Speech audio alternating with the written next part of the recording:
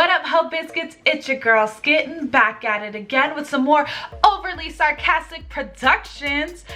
We are here for Miscellaneous Myths, Hermes. All I know about Hermes is he had the feet with the wings on him, and I'm pretty sure Hermes used to be a different god. I don't remember who it was, but Hermes used to be somebody else, as is the case most of the time with Greek/Roman mythology. So let's go ahead and get started. What's the Greek god you see the most influence of in your everyday life? Wrong, it's Hermes. Hermes, Hermes, Hermes, Hermes. Kinda hope you're not dealing with that daily, but still Hermes. Mercury. Hermes, known to the Romans as Mercury, was the ancient Greek god of roads, journeys, merchants, thieves, athletes, trickery, and a handful of other related things. He was predominantly recognized as a messenger god, but he was also revered as an underworld god and a psychopomp responsible for guiding the souls of the dead. Fancy. He also pulled a triple shift, guiding dreams, and had a hobby on the side of heroes when they got wrapped up in sticky situations. Homie was busy. Booked and busy, bitch. With that many jobs, it's no wonder he's so widespread these days. What a millennial icon. So before we start in on the whole historical context, character development thing, let's do a quick rundown of where exactly Hermes stands in the mythology of ancient Greece. Hermes is very young by Olympian standards, only Dionysus is canonically younger. He's born to the Pleiad Maya in the mountain in Arcadia, and is unsurprisingly the son of Zeus, like roughly 7% of all of ancient Greece. But Hermes sets himself apart from the other Olympians by getting his shenaniganery underway literally the day he's born. According to the Homeric hymn to Hermes, the first thing he does after being born is find a tortoise, kill it, and turn its shell into a lyre. Then he gets hungry, so he does the only rational thing and steals 50 of Apollo's sacred cattle. Oh, but what if Apollo notices they're missing? Well, obviously Hermes reverses their hooves first, so it looks like they're walking backwards. Duh, you guys. Anyway, Hermes stows the cows versus their hooves first, so it looks like they're walking backwards. Duh. Or they just walk backwards. The translation I read implied he physically reversed the hoods. Don't at me. Excuse me? You guys. Anyway, Hermes stows the cows and starts a fire so he can sacrifice some meat to the gods, including himself, of course. And then he scoots back home and puts on a helpless baby act, but his mom isn't buying it. So instead, Hermes explains to her that this is all part of his cunning plan to put himself on the Olympians' radar so he can get them both the respect and honor they deserve, instead of, living in a cave. Meanwhile, Apollo has finally noticed his cows are missing, and after a little detective work, he tracks down Hermes in Maya's cave. Apollo interrogates Hermes, who insists he's just a widow baby who doesn't know anything about any cows, so Apollo brings him to Zeus, who thinks this entire situation is absolutely hilarious. Stupid. Zeus tells Hermes to guide Apollo to the cows, and on the way, Hermes wins Apollo over by playing the lyre for him. Apollo is so enchanted that he promises Hermes will be the messenger of the gods, and he and his mother will be honored among the Olympians. He trades his role of herdsman for Hermes' lyre, and the two of them return to Olympus, and in exchange for Hermes promising never to rob him again, Apollo also gives him his caduceus, a small staff with two snakes coiled around it, usually seen as a symbol of messengers and heralds, but it's also very specifically a symbol of Hermes. So Hermes makes his debut as a trickster underdog wrangling an improbable victory through cunning and trickery. And despite winning untold power and fame in the process, somehow still manages to come across as a tricksy underdog for centuries to come. Neat trick. Hermes makes regular appearances in mythology, playing a supporting role in both the Iliad and the Odyssey. In the Iliad, though he was allied with the Achaeans for the majority of the book, he also protected King Priam when he traveled to the Achaean camp to retrieve the body of his son Hector. And in the Odyssey, Hermes provided regular help and advice to Odysseus, including helping him confront Circe to break her enchantment on his men, and later guiding the dead souls of the suitors to the afterlife. This extra special deific assistance might have been because Odysseus is actually his great-grandson, the grandkid of his son Autolycus, who was a notorious bandit shapeshifter, always favored by Hermes, but only his son post-Odyssey.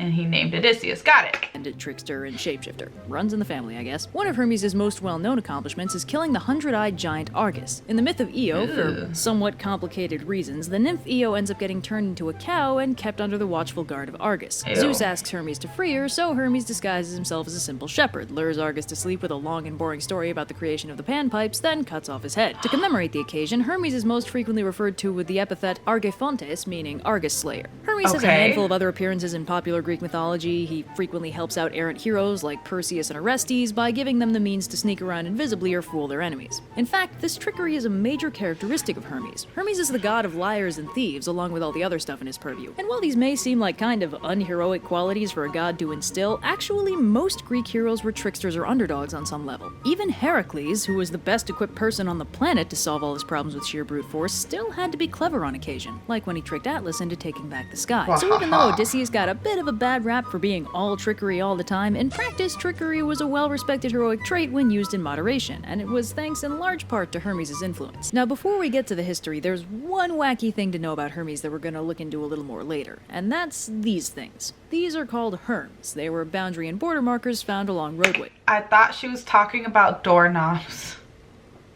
And I was like, what does Hermes have to do with doorknobs?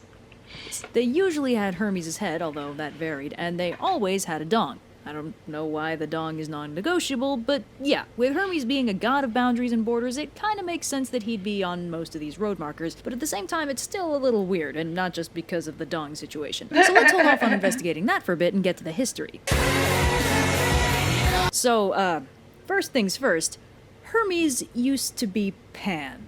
Let me That's explain. who he was. Now, the Greek god I fucking Pan knew it. is I did some research on this like a long ass time ago, y'all, like at the beginning of my college career. And I knew he used to be somebody. I just couldn't fucking remember who. Mysterious figure. Not purposefully, he's just really old, so there's not much clear information available about his origins or development. Pan, as he was characterized in the era of ancient Greece, is generally considered to be a rustic wild god. Officially, he's the god of forests, mountain wilderness, fertility, shepherds and flocks, but he's also got a bunch of other wacky characteristics on the side. His worship was almost exclusively found in the mountainous inland region of Arcadia, which is also Hermes' birthplace. And Arcadia was known for being inland, forested, and very old compared to the rest of Greece. Right. Pan, as a wild god, wasn't really worshipped in built structures. He was worshipped in natural caves and only ever had 2 constructed temples, one of them in Peloponnese. In the mythology, Pan is considered older than the Olympians. He's credited with having gifted Artemis her hunting dogs and Apollo his gift of prophecy. He's most commonly known for 2 things that both bear his name: panpipes and panic. Pan created the syrinx, or panpipes, when a nymph he was chasing turned herself into reeds to escape, so he turned her into a musical instrument he could put his lips all over. Bit twisted. Now, panic, we all know, describes a kind of fear so intense that it borders on madness. Pan is specifically credited as being responsible for panic. He would yell in the woods, and anyone who heard it would be inflicted with panic. Yep. He could supposedly rout entire armies with it. Now, we know some stuff about Pan, but there's a lot about him that's very vague and fuzzy. His parentage, for example, is incredibly vague and varied, suggesting he's very old, because that's the kind of myth that takes a while to drift. And in fact, Pan is probably older than Mycenaean Greece. See, those comparative mythology scholars working to reconstruct the Proto-Indo-European religion that spawned off the Vedic, Norse, and Greek mythologies theorize that Pan is an offshoot of the Proto-Indo-European pastoral god whose only other known offshoot is Pushan, a Vedic pastoral deity. The Rig Veda, which mentions Pushan, might be as old as 1700 BC, so if Pan is an offshoot of the same god, he most likely predates the Mycenaean age that started in 1600 BC. Now the thing is, due to a lack of written sources, we don't know much about how Pan was characterized before ancient Greece. Which is why my research project on Pan came to a screeching halt. You know, everyone else is like, I'm gonna write about Zeus. I'm gonna write about Hera. And I was like, I'm gonna write about Pan. And my professor was like, are you sure? Are you sure you wanna write about Pan? And I had to turn this lack of information into like a fucking 10-page paper. It was a lot. It was a lot for sophomore year Jackie, okay? I was dealing with boys and buses and this. A mess.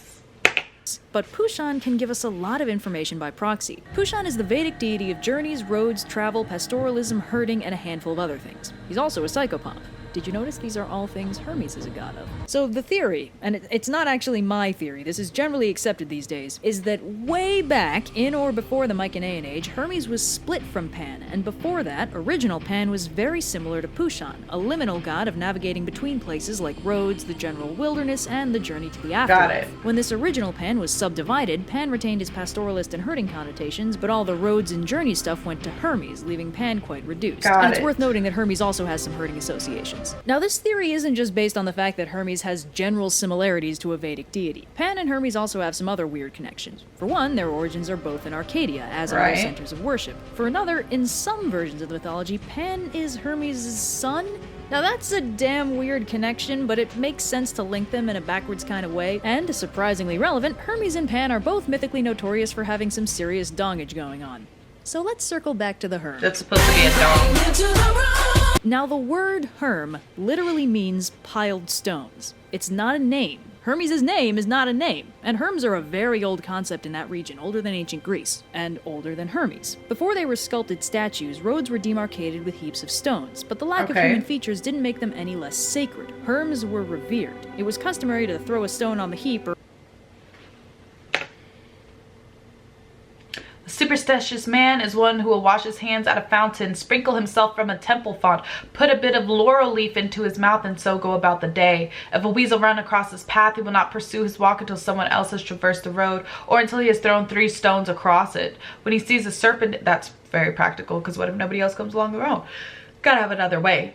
If he sees a serpent in his house, if it be the red snake, he will invoke Sabazius. If the sacred snake, he will straightway place a shrine on the spot. He will pour oil from his flask on the smooth stones at the crossroads as he goes by, and will fall on his knees and worship them before he departs. And messing with them or later defacing them was seen as front. And Pan, as the old deity of roads and journeys, was probably the god revered through the Herms. Now remember back in the Aphrodite video when I mentioned divine epithets and how they described the capacity a god was being worshipped in? We don't actually know for certain, but it seems very likely that way back in the day, Pan had some kind of Herm-related epithet describing him as Pan of the piled boundary stones. And also way back in the day, this epithet got separated from him into its own deity, Hermes. Now this all happened very early, so we don't really know why Hermes separated from Pan. It might have been because Pan was a fairly specialized deity and his worship was having trouble expanding beyond the more rustic wildlands, so they peeled off this brand spanking new deity with so much mass market appeal he's literally still showing up on brand labels. Whatever the original reason, we know Hermes is attested in Mycenaean and Arabian inscriptions, or at least a word that sounds like Hermes, and that means Hermes split from Pan well before we have any sort of proper records. By the time the 800s hit and Homer starts writing his epics, Hermes is firmly established, as evidenced by his role in the Iliad, and Pan has already been reduced to a simple wilderness god. Oh, so at this point he's already before we move on, here's a fun fact about person. Pan. Some of you who are well acquainted with Greek mythological esoterica, or just read the Percy Jackson books, may have heard that Pan is canonically dead. According to Plutarch, writing around 100 AD, a mere handful of decades earlier, during the reign of Emperor Tiberius, a divine voice called out from the Isle of Paxi to a sailor named Thamos and told him to tell everyone that the great god Pan was dead. Thamos obliged, and everyone was slightly bummed to hear that Pan was dead. However, Pan didn't actually seem to be dead in any meaningful sense. His shrines were still frequented, his worship still happened, so what was all that about? Well, this whole thing might be a hilarious misunderstanding. Do you remember in my old Underworld Myths video I mentioned that Ishtar had a dead boyfriend named Tammuz, and in my Aphrodite video I elaborated that Tammuz had his own cult and it had been brought to Greece? Well, in ancient Greek, the sentence, Thamos, the great god Pan is dead, is read as Thamos pan megas tethneke. But there's this funny little thing in Greek. Pan, along with being the god's name, is a prefix, meaning all. So this sentence could be, Thamos, Pan the Great is dead. Or it could be, Tammuz the All-Great is dead. So this whole thing about Pan being dead might have been the result of some sailors overhearing the cult of Tammuz praising Tammuz for his sole accomplishment and thought they were hearing them tell some dude named Tammuz that the god named Pan had died. Anyway, I thought that was the funniest thing in the world. Oh my god. You're welcome for that wacky anecdote to share at parties. Back to Hermes. That's fucking hysterical. Now, in the early days of ancient Greece, Hermes didn't funny. actually look too dissimilar to Pan. In the Archaic Age, between 800 and 500 BC, Hermes was always represented as an older, bearded man. In classical and Hellenistic Greece, his image changed to the one we recognize now. Young, virile, carrying athlete, a young, staff beardless, with snakes and on mostly it. naked. Dionysus also underwent a similar transformation. Maybe the Romans just weren't into older dudes. Speaking of, we should really talk about Mercury, the Roman version of Hermes.